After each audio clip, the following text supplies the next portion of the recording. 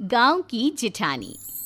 शांति अपने दो बेटों अर्नव और आरुष के साथ शांति से जीवन बिता रही थी। लेकिन शांति के पति सोहन से उसकी कभी कभार थोड़ी अनबन हो जाती थी। एक दिन शांति रोज की तरह सुबह का खाना बना रही थी, तभी दरवाजे की घंटी बजी। घंटी की आवाज सुनकर वो दरवाजे की ओर जाते हुए कहती है, अरे आती हूँ, कौन है, सब्र करो।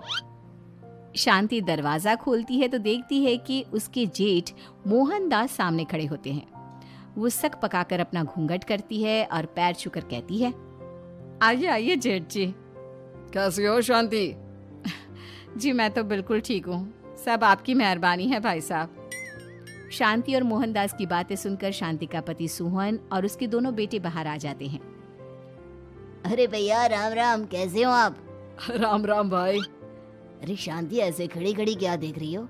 चाय कॉफी कुछ लेकर आओ, भैया आए हैं। शांति तेजी से रसोई की ओर आगे बढ़ती हुए कहती है, अरे मेरी माँ, गेट खोलने के चक्कर में मेरे तो चावल ही जल गए। वो दौड़ी दौड़ी रसोई में जाती है और देखती है कि सारे चावल जल गए हैं। वो दोबारा चावल बनाने में लग जाती है। इतने में सोहन आवाज लगाता है, अरे शांति, तुम्हारे चावल का रोना खत्म हो गया हो तो चाय ले आओ। जी लाती हूँ अभी। शांति जल्दी जल्दी चाय बनाती है और मोहनदास को चाय देती है। सब एक दूसरे की खैर खबर पूछते हुए चाय पीते हैं। चाय खत्म होती ही मोहनदास शांति की ओर देखते हुए मजाक में कहते हैं, शांति, अब तुम्हारी चाय में दम नहीं रहा, अब हमें चाय बनाने वाली बदलनी पड़ेगी। ये कैसे मुमकिन होगा जेठ जी, घर और बाहर का सारा काम मुझे ही करना पड़ता है और कभी कभी जल्दी जल्दी के चक्कर में काम बिगड़ जाते हैं, जैसे आज चावल जल गए। अरे इसी का तो हल लेकर आया हूँ। मैंने रिश्ता देखा है अर्नव और आरुष के लिए। दोनों लड़कियाँ बहुत सुंदर और सुशील हैं। अगर आप दोनों इजाज़त दें तो बात करूँ आगे। सोहन और शांति रिश्ते की बात सुनकर कहते हैं, अब ठीक है, बात चलाइए ना भैया, पर पहले लड़की के बारे में कुछ बताइए तो सही। हाँ हाँ भाई साहब, लड़की कैसी है, परिवार कैसा है, कहाँ के रहने वाले हैं? देखो, परिवार तो बहुत अच्छा है, पर वे दोनों लोग बहुत गरीब हैं। दहेज में कुछ मिलेगा नहीं। अरे हमें दहेज में कुछ चाहिए भी नहीं, बस लड़की संस्कारी होनी चाहिए।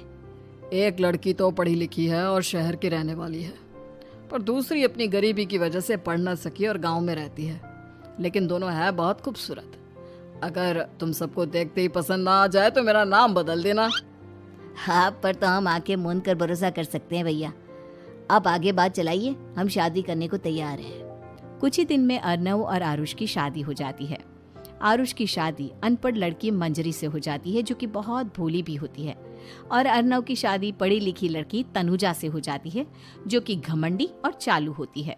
एक दिन मंजरी घर के काम कर रही थी कि अचानक शांति उसे आवाज लगाती है, बड़ी बहू, ओ बड़ी बहू, मंजरी जल्दी यहाँ आओ।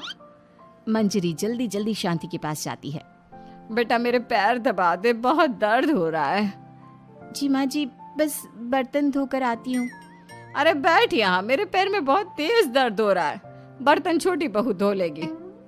मंजरी शांति के पैर दबाने लगती है तो शांति तनुजा को आवाज लगाती है, छोटी बहू, ओ छोटी बहू। तनुजा थोड़ी देर से आराम से चलकर आती है। जी माँ जी, आपने बुलाया मुझे? आपको कोई काम था क्या? तू कुछ काम कर रही है या? शांति की बात काटते हुए तनुजा बोलती है, कुछ नहीं माँ, फोन पर अपने घर पर बात कर रही थी।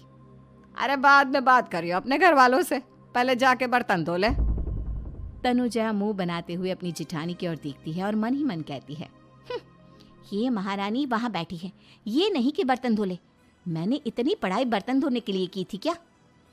तनुजा दांत पीसकर वहां से चली जाती है। अगले दिन सब दफ्तर चले जाते हैं, तभी डाकिया चिट्ठी लाता है। शांति चिट्ठी लेकर मंजरी से कहती है, बड़ी बहू, जरा छोटी बहू को बुलाना, एक चिट्ठी आई है।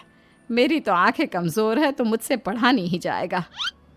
मंजरी तनुजा के पास जाकर कहती है, तनुजा, तुम्हें माँ जी बुला रही हैं। मुझ पर हुक्म मत चलाओ, काम बताओ काम। अरे मैंने तुम पर कहाँ हुक्म चलाया, और हुक्म चला भी दूंगी तो क्या हुआ, तुम तो मेरी छोटी बहन की तरह हो ना।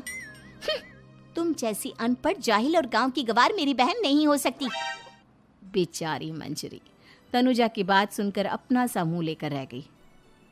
कोई चिट्ठी आई है, माँ जी तुमसे पढ़वाना चाहती है, बस इसलिए बुला रही हैं। मुंह टेढ़ा करके तनुजा मंजरी का मजाक बनाती हुए कहती है, अनपढ़ कहीं की। तनुजा का ऐसा बर्ताव देखकर बड़ी बहू बहुत दुखी होती है। तनुजा को अपनी पढ़ाई का घमंड इतना हो गया कि अब वो घर के कोई काम नहीं करती और अपनी जेठानी का मजाक बनाती रहती। तनुजा का ये बर्ताव अब उसकी सास को भी नजर आने लगा था। एक दिन शांति ने अपनी बड़ी बहू से कहा, मंजरी, तनुजा हर समय तुम्हारा मजाक उड़ाती है, तुम्हें गुस्सा नहीं आता क्या? आता तो है माँ जी, लेकिन मैं क्या करूं? जब भी उसे कुछ बोलती हूँ वो और भी जली कटी बातें मुझे सुनाकर चली जाती है।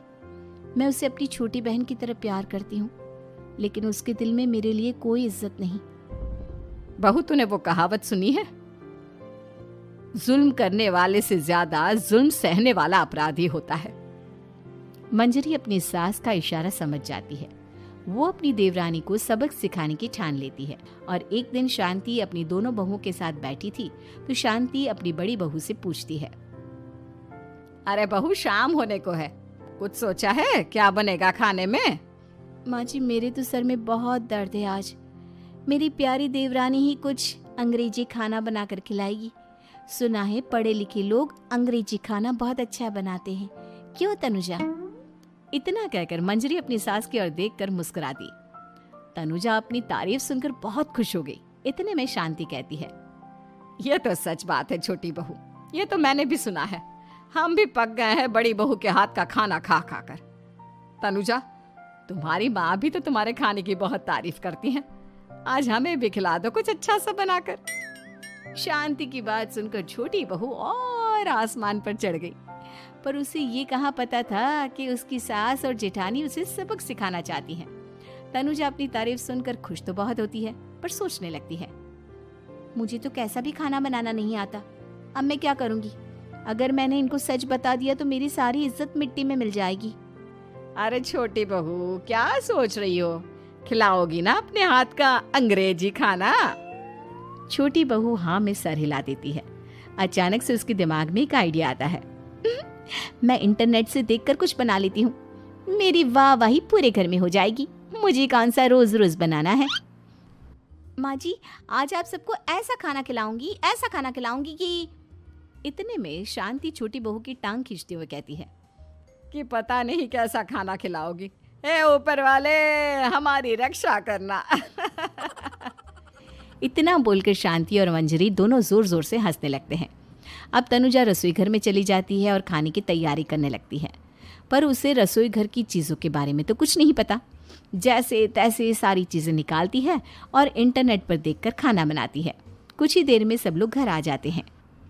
अरे सुनते हो, आज का खाना हमारी छोटी बहू बना रही है। अरे वाह, आज तो फिर कुछ अंग्रेजी खाना खाने को मिलेगा। कुछ ही देर में खाना बन जाता है तो छोटी बहू सबका खाना लगा देती है। इतने में बड़ी बहू कहती है, क्या बात है देवरानी जी, आज तो बहुत अच्छी खुशबू आ रही है। ये बात तो सही कही बड़ी बहू तूने, खुशबू तो अच्छी है। ऐसी खुशबू तो मेरे खाने में भी नहीं आती। सब मिलकर छोटी बहू की बहुत तारीफ करते हैं और छोटी बहू 7वें आसमान पर बैठ जाती है। अब सभी खाना खाते हैं। जल्दी जल्दी दो, अब तो मुंह में पानी आ रहा है। हाँ हाँ, मुझसे भी नहीं रुका जा रहा। जैसे ही सोहन एक निवाला खाता है तो उसकी आंखों से पानी आने लगता है। ये देखकर शांति सोहन से पूछती है, क्या हुआ जी, खाना इतना अच्छा बना है कि आंखों से पानी आ गया? सोहन चुप रहता है और धीरे धीरे से खाना शुरू कर देता है। इतने में सोहन छोटी बहू से कहता है, बेटी तुम भी तो खाओ, तुम क्यों रुकी हो? खाना सच में बहुत अच्छा है। ये कहकर सोहन जोर से हंस देता है। फिर सब खाना खाने लगते हैं, लेकिन खाने में नमक और मिर्च तेज हो गई थी। तनुजा से कोई कुछ नहीं बोलता, बल्कि उसे भी खाने को कहते हैं। जैसे ही छोटी बहू खाना खाती है वो पानी पानी कहकर चिल्लाती है, पानी, इसमें तो पानी। ये खाना तो सच में इतना अच्छा बना है कि हमारे साथ साथ देवरानी जी भी इसके स्वाद को कभी नहीं भूल पाएंगी। सही कहा बहू। तनुजा को अपनी गलती का एहसास हुआ और उसने अपनी सास से कहा, माँ जी ये मेरी गलती नहीं है, इंटरनेट पर दिखाया था कि 4 चम्मच नमक और मिर्च डालने हैं। अब मंजरी को भी मौका मिल गया और उसने तनुजा पर तंज कसा। नाच न जाने आंगन टेढ़ा, हर जगह अपनी पढ़ाई दिखाती हो, दूसरों का मजाक उड़ाती हो। अब पता चला ना, हर चीज़ में पढ़ाई काम नहीं आती। और तुम तो शहर में रही हो, तुम्हें तो मुझसे भी अच्छा खाना बनाना आना चाहिए ना। बेटा, अगर तूने ठीक से सब सीखा होता तो आज तुझे शर्मिंदा नहीं होना पड़ता। बात शहर या गांव की नहीं होती। मंजरी गांव से आई है, लेकिन उसे घर का काम करना और खाना बनाना सब अच्छी तरह से आता है। तुम शहर में रही हो, तुमने ये सब क्यों नहीं सीखा? छोटी बहू सर नीचा कर सबसे माफ़ी मांगती है और बहुत शर्मिंदा होती है। दीदी मुझे माफ़ कर दो, मैंने आपको बहुत बुरा भला कहा, पर आपने मुझे हमेशा ही माफ़ किया। आज मुझे अपनी गलती का एहसास हो गया है। अब दोनों बहुएं मिलकर घर का काम करने लगी और एक दूसरे को अपने गुण बांटने लगी। मंजरी ने अपनी देवरानी को खाना बनाना और घर का काम करना सिखाया, वहीं तनुजा ने भी अपनी जिठानी को पढ़ना लिखना सिखाया। शांति और सोहन ऐसी बहुएं पाकर बहुत खुश थे।